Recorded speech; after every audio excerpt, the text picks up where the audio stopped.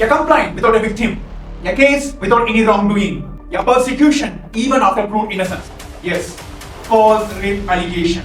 This truth was suppressed and buried by the Hindu-phobic and Hindu-missing elements along with their militant media outlets for 15 years and going to dig out and present to all today. In 2010, a false rape allegation was made against the Supreme Court of Hinduism, a claim that shocked the entire world because this case still remains the only instance in the history where no victim of rape has been mentioned. Even the police registered the complaint under section 376 of Indian Penal Code.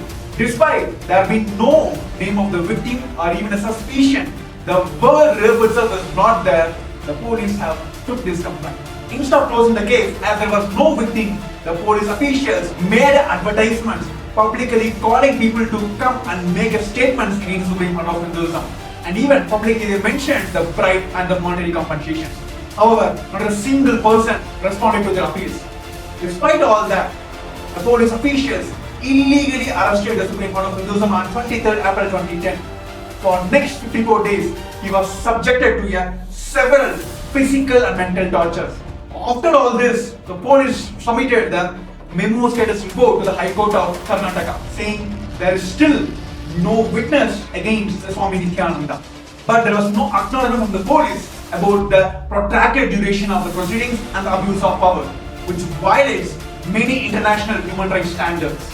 However, the court have blasted the police that they cannot torture Supreme Court of Hinduism without a witness. So the court have granted the bail, but with meaning condition.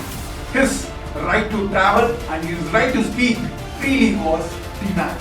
It was only after this the false rape accuser was created and attached as a witness for this false case to persecute Supreme Court of Hinduism through this lawfare.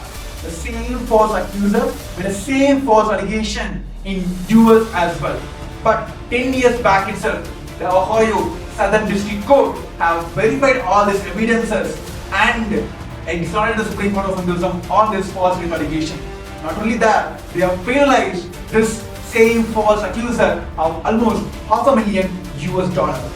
Despite this ruling being issued 10 years ago, the Supreme Court of Hinduism still continues to face the persecution and the lawfare. But this deep state media, the Hindu-phobic and Hindu-missing media elements, twisted all these truths and continue to spread their hate propaganda against the Supreme Court of Hinduism.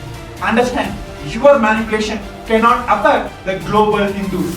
That is why they still supporting and standing for the Supreme Court of Hinduism and his mission, Kailasa. DOT.